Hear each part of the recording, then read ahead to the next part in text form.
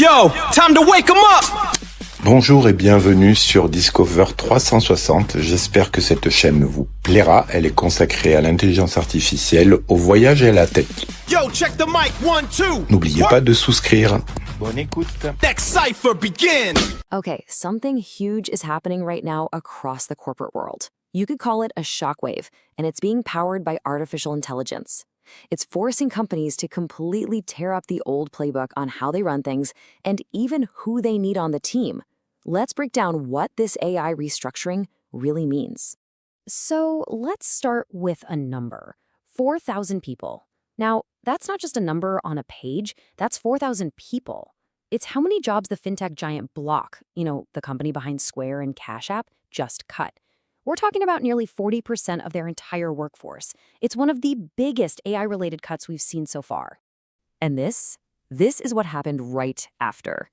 Block's stock price didn't just nudge up, it surged by around 20%. Think about that. The market didn't just tolerate the news, it celebrated it.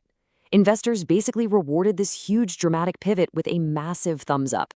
And that really gets to the core of the issue, doesn't it? This idea, this promise that a smaller, smarter team can achieve more is incredibly powerful. But it forces us to ask the really tough question we're going to dig into right now. What is the true price of this AI-powered efficiency? Here's the thinking right from the top. Block's CEO, Jack Dorsey, is basically saying that AI has rewritten the rules of business. So, from his perspective, these layoffs aren't just about saving cash. They're a deliberate, strategic move to build a leaner, faster company that has AI at its very core. So, let's unpack that promise. What is this incredible potential that has Wall Street so excited? Well, it's a vision of explosive, exponential growth, a concept some are now calling the 10x payoff. Accenture even gave this vision a name, the 10x bank. Just picture this for a second. The idea is that a company's growth is no longer tied to how many people it can hire. Instead, you could have one single employee armed with a whole team of specialized AI agents delivering 10 times the impact. And this image, well, it really captures that whole idea. The future isn't about empty offices. It's about a totally new kind of workforce, a seamless blend of human creativity and artificial intelligence, working together to do things we couldn't even imagine before. And the numbers behind this are just staggering. Accenture looked at the top 200 global banks and projected that if they really scale up AI, it could unlock, get this, $289 times billion in global benefits. We're talking more revenue, way lower costs, a huge financial win. And listen, this isn't just some fantasy about the future. It's already happening.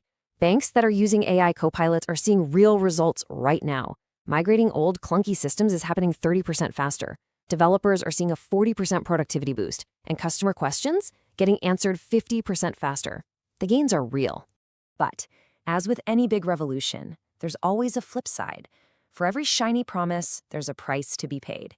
And this relentless chase for AI-driven perfection has a deep and often pretty painful human cost. And it's paid by the people who are left behind. There's actually a clinical name for it: layoff survivor stress. You'd think the people who keep their jobs would just be relieved, right? Well, it turns out it's often the exact opposite. It's this toxic mix of feeling guilty for your coworkers who are gone, anxious about your own job, and just a general insecurity that absolutely tanks your performance. I mean, look at this data from a leadership IQ study. It's just wild. Nearly 3/4, 74% of the employees who survived a layoff said their own productivity went down afterward. That directly attacks the entire reason for the layoffs in the first place. And that problem doesn't stay inside the company walls. It ripples outward. Almost 70% say product quality gets worse. Over 80% say customer service takes a nosedive. And remember Block? After those big cuts, insiders were literally describing morale as crumbling. So here's the bottom line on this part. The very people you are now counting on to build this amazing, hyper-productive, AI-powered future are often feeling angry, anxious, and guilty. And let me tell you, those are not the emotions that drive innovation. This quote from the study just says it all. It absolutely shatters that old school management myth, the one that says survivors will be so grateful they'll work twice as hard. The data is clear. The exact opposite is usually what happens. Okay, so if the promise is so huge, but the price is so high, what do we do? Are we just stuck? Is there a better way to get all the benefits of AI without completely wrecking the human side of work? Well, let's talk about the path forward. The answer seems to start with totally redesigning what a job even is. The old way of thinking, with these rigid, fixed job descriptions, it's just not going to work anymore. The new model is all about fluid, intent-driven workflows. So instead of having a loan officer role, you might have a loan approval mission, where a human expert and an AI partner team up to get the best result. And this reframes everything. See, AI isn't the replacement.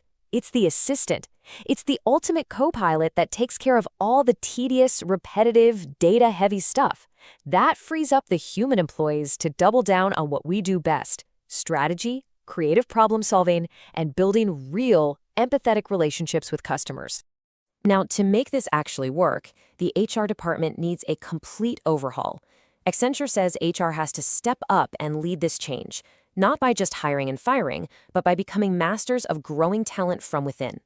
The whole game becomes about constant learning, building up AI skills, and really rewarding people who get good at working with these new tools.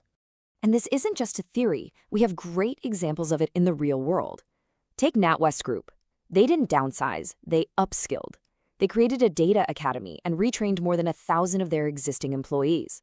And those employees then used their new AI skills to make the whole bank better at things like spotting fraud and running more smoothly. This is what the new winning formula looks like. It's not just about having the fanciest AI. The real advantage goes to the companies whose leaders and teams can actually take all that artificial intelligence and turn it into real-world action.